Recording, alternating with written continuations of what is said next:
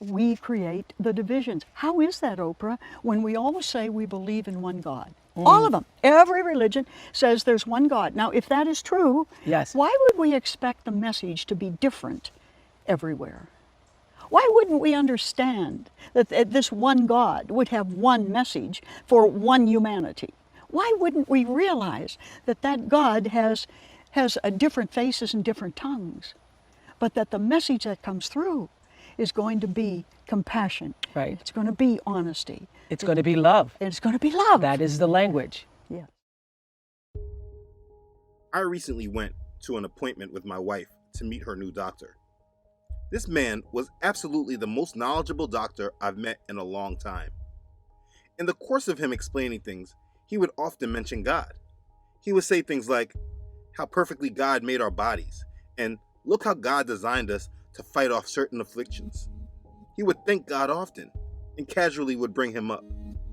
But he also used many New Age terms like talking about chakras, letting the universe guide him, meditating, and being one with all things. Stuff like that. And it became clear to me that though he was talking about God, he was not talking about the one that I served. He was not talking about our true creator, the Most High, the great I Am. But he was very sincere, and though I'm sure that he meant well, I knew we were on opposite sides of the battle lines. I mean, he knew we were believers, but in his view, it was all the same. And that's why he felt so confident in speaking about God with us. And I thought in my head just how far the world has gone from our Creator, and just how close we all are from the coming worship of the beast. Today, there is a majority feeling that everyone worships the same God. Though we have different names for him and worship him differently, people believe we are all worshiping the same God. And from this, it has been proven to be true that if you say the same lie out loud enough, people will begin to believe it.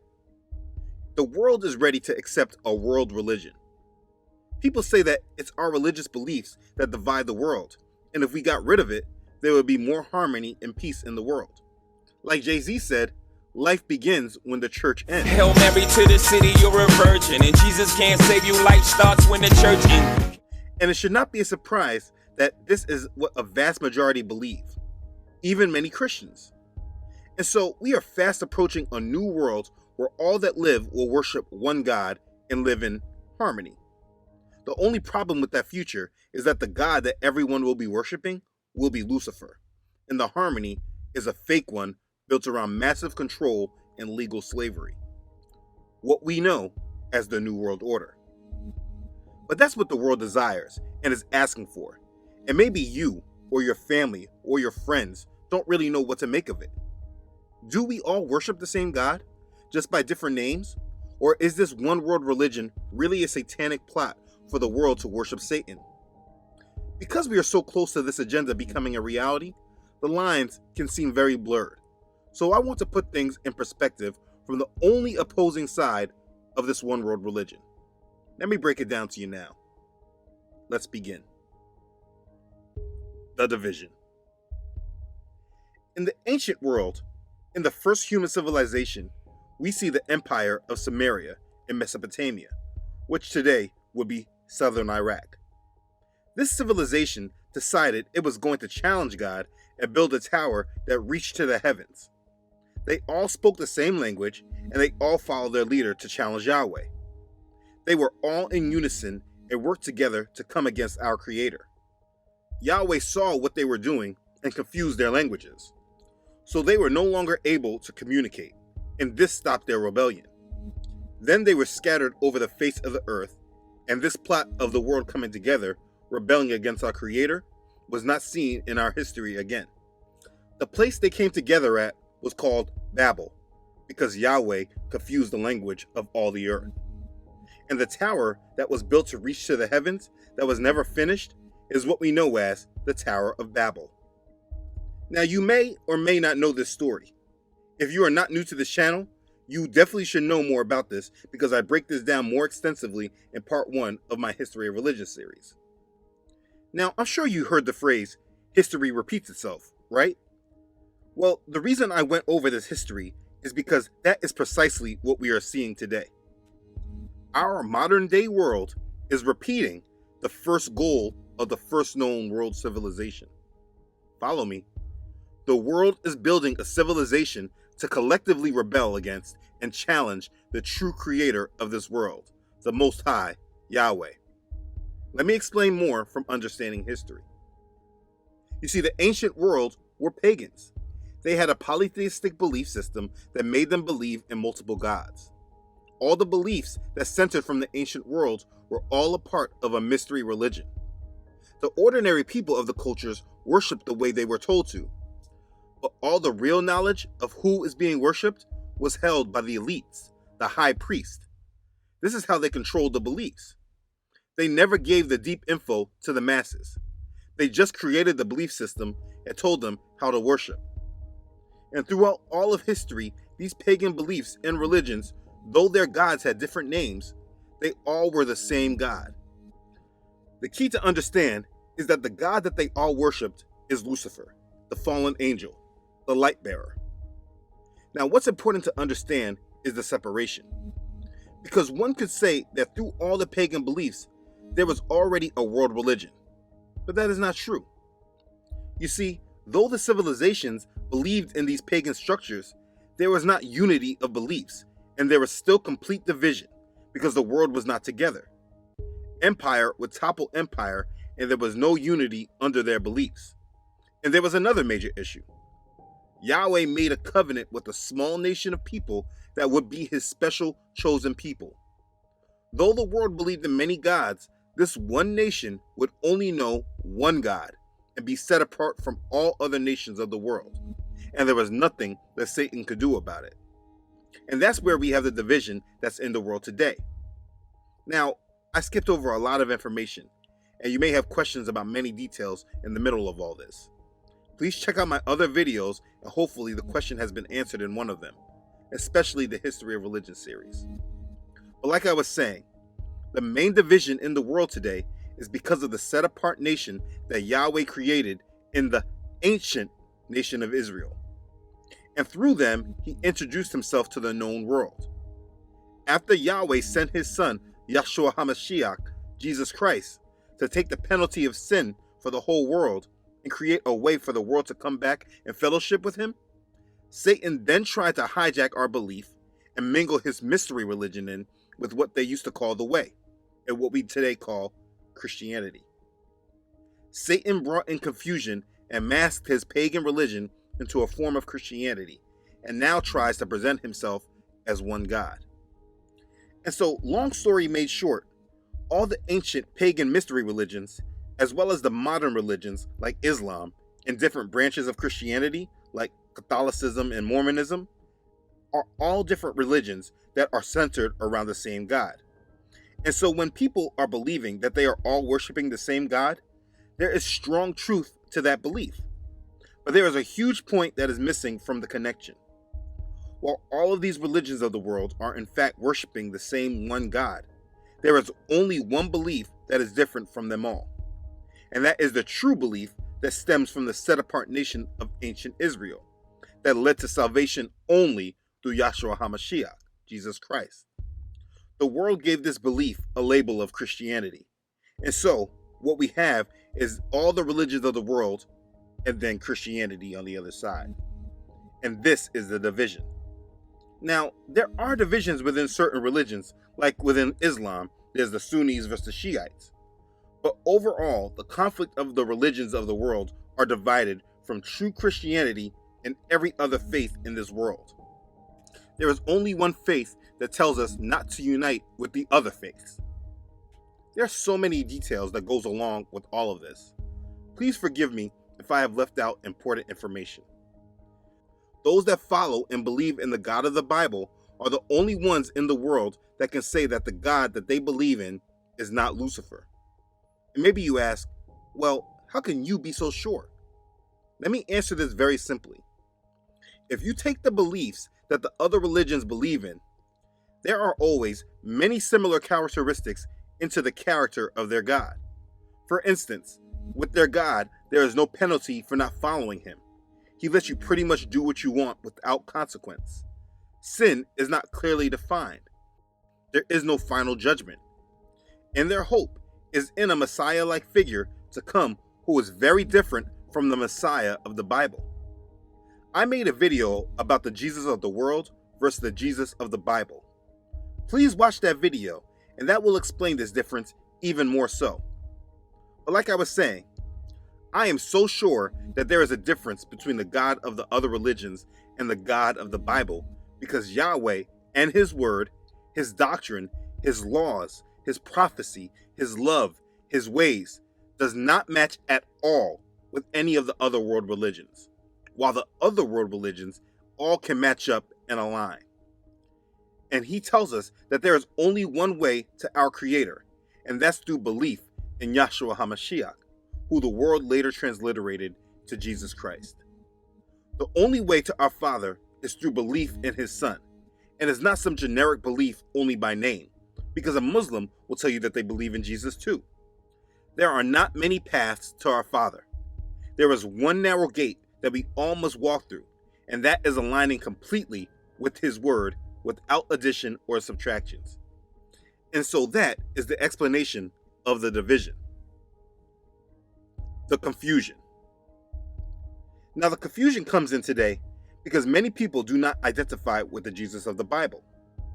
A third of the world identifies as a Christian, but a majority of them do not align solely with the understanding of Jesus that comes from the word of Elohim, the Bible. Of course, people will mention the Bible and even call out a few scriptures here and there. I am a Christian. That is my faith. My favorite Bible verse, because I am Christian, is Acts something. But it says, thank you, 17:28. In God I live and move and have my being. But the belief in Jesus today is a mix of the Bible along with tradition and religion. Today, Christianity is better referred to as churchianity, because the belief is more about the culture of church than it is about being aligned with the Bible and being led by the Ruach HaKodesh, the Holy Spirit. And so because people identify more with Jesus by name than by His word, where there used to be a division and separation, we are finding commonality and a desire for a union. And so with this undertone being set, the religious structures of the world are able to speak in terms of what they call love. And they present this goal of unifying religions to spread love. But what they do not share is that while they are promoting love of all religions, they are also promoting hate of our one true Creator, Yahweh. So the three major religions of the world all desire to come together and claim that they all believe in the same God. And while they are doing this, the true faith in the God of the Bible is being censored and put down. Holding the traditional values that are aligned in the Bible can get you labeled as spewing hate speech. People can get sued and jailed for upholding biblical values. Major organizations that once labeled themselves as Christians are conforming and giving into the changes of this world. There is confusion because people are not holding on to the word any longer. They are holding on to religion. And as this way of belief became more mainstream, the powers that be are able to direct the world into unifying all beliefs. And the irony is that if a Christian truly was a believer, they would never fall for this deception. Because like I said, the Bible says that you can only go to the Father through Yahshua. And this one world religion is all foretold about in the Bible, which is what a believer should be aligning to the most. The Bible tells us there will be a one world religion, and it tells us what it will look like. What the Bible says about a one world religion. You see, the trouble that we all fall into is because of placing labels on subjects like this. Over time, it sounds more like a conspiracy than biblical prophecy, because you won't see the words one world religion in the Bible. But though it is not labeled as such, it's still very much biblical prophecy. It's actually found in the book of Revelation, chapter 13. Now, I have a video series dedicated to the book of Revelation, which I'm still working on completing. But the last video done in that series, part 5, is specifically about Revelation chapter 13. Please check it out. But let's look at what it says about this coming one world religion. Now the beast, which I saw like a leopard. His feet were like the feet of a bear, and his mouth like the mouth of a lion. The dragon gave him his power, his throne, and great authority. And I saw one of his heads as if it had been mortally wounded, and his deadly wound was healed. And all the world marveled and followed the beast. So they worshipped the dragon who gave authority to the beast. And they worshipped the beast, saying, "Who is like the beast? Who is able to make war with him?" All who dwell on the earth will worship him, whose names have not been written in the book of life of the Lamb slain from the foundation of the world. Then I saw another beast coming up out of the earth, and he had 2 horns like a lamb and spoke like a dragon. And he exercises all authority of the first beast in his presence, and causes the earth and those who dwell in it to worship the first beast, whose deadly wound was healed.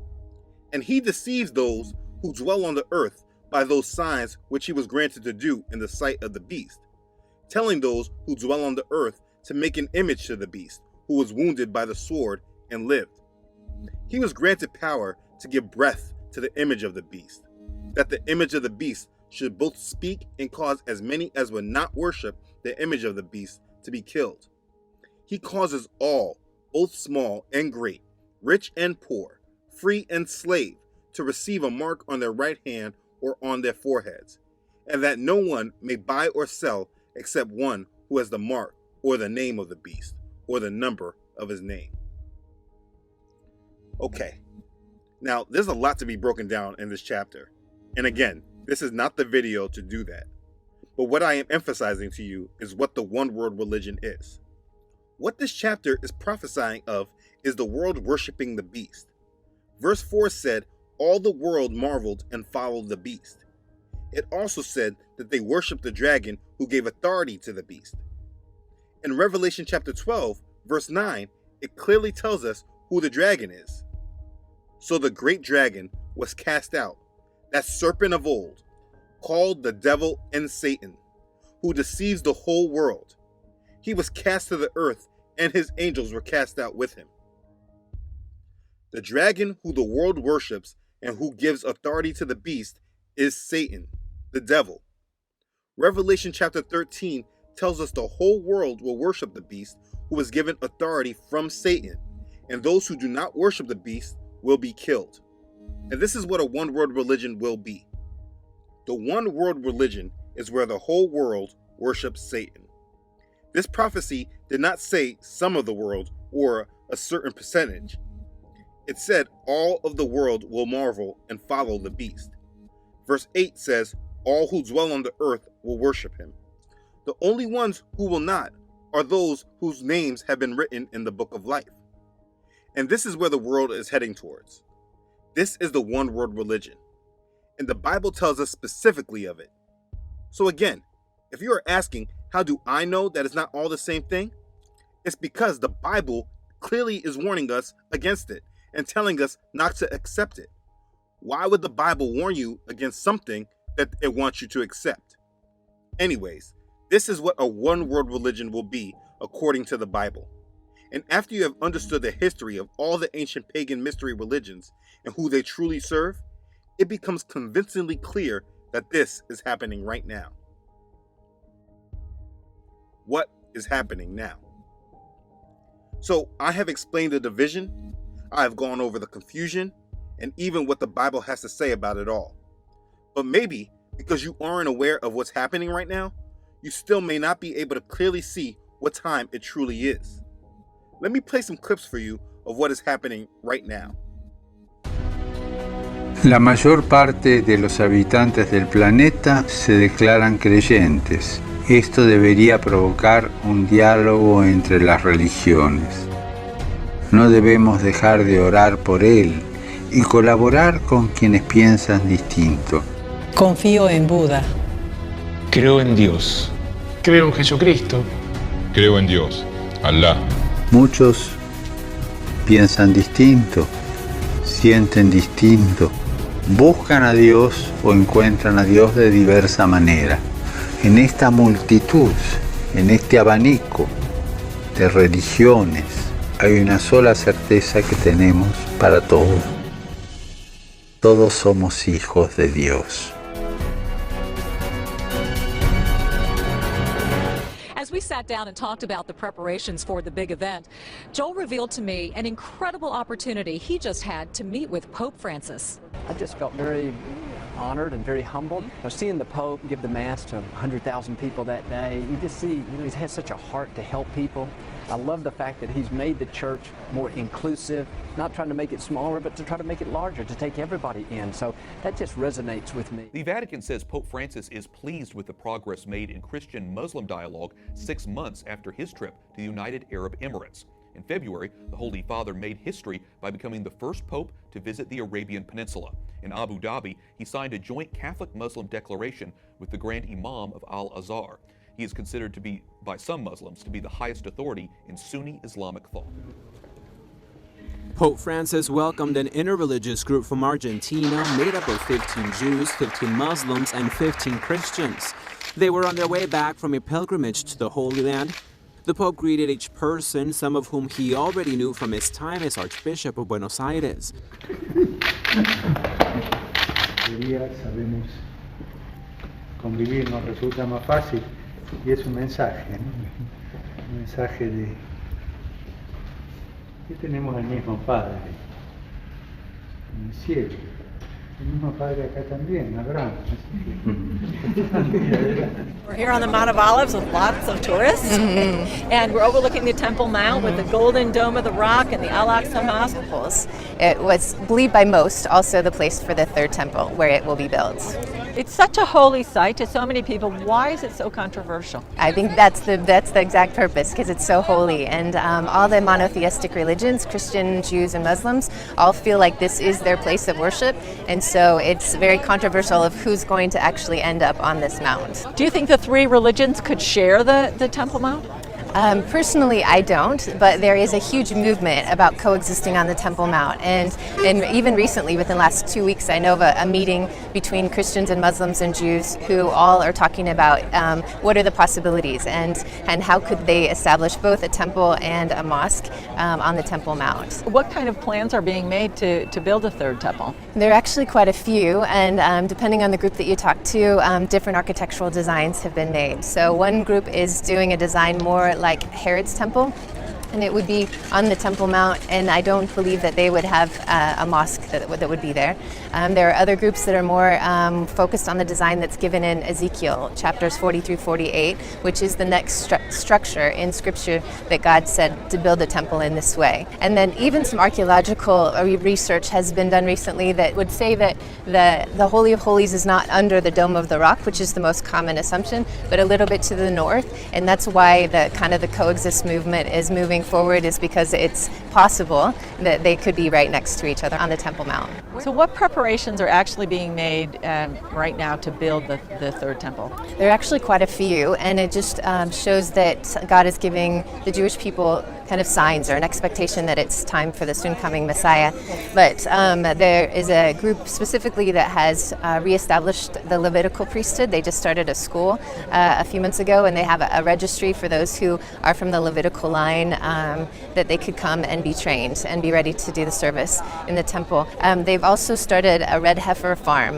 The Temple Institute did with an Israeli farmer, and that was again with ritual purity, that they need to have a red heifer that meets Jewish law and has been supervised and doesn't have any white hairs. It's completely red heifer, to be able to be burned, mixed with running water, and then used to make everybody ritually pure to be able to go into the temple. I mean, right now, Jewish people just going on the Temple Mount can create a riot sometimes. So can you envision a scenario where they would allow the temple to be built?